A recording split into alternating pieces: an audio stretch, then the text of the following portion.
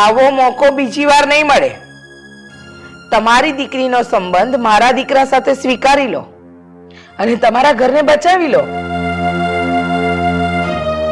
અમારા ઘરને બચાવવા કરતા અમે અમારી ઇજ્જતને બચાવીને એ વધારે પસંદ કરશું. કારણ કે ઘર એક વખત હાથમાંથી જતું રહેશે ને તો બીજી વખત બનાવી શકાશે, પણ ઇજ્જત જતી રહેશે ને તો એ ક્યારેય પાછી નહીં આવે. એટલે તમે અમને ઇજ્જત આબરૂ વગરના સમજો છો એમ? એવું મેં ક્યાં કહ્યું?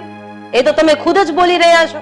અને બીજી વાત કે રાકેશભાઈએ જે ઇજ્જત અને આબરૂ ભેગી કરી હતી ને, અત્યારે તમે એની ઉપર ધૂળ ફેરવી રહ્યા છો. અમારે તમારા રૂપિયા રાખવાના નહોતા, થોડા સમયમાં અમે તમને પાછા આપી દે. અને ધીરજ છે ને એ જિંદગીનો અહેમ હિસ્સો છે જે તમારામાં નથી. રૂપલબેન, હવે આપણે આના વિશે કોઈ આગળ વાત લાંબી નથી કરવી. આ તમારું ઘર હવે તમને આથી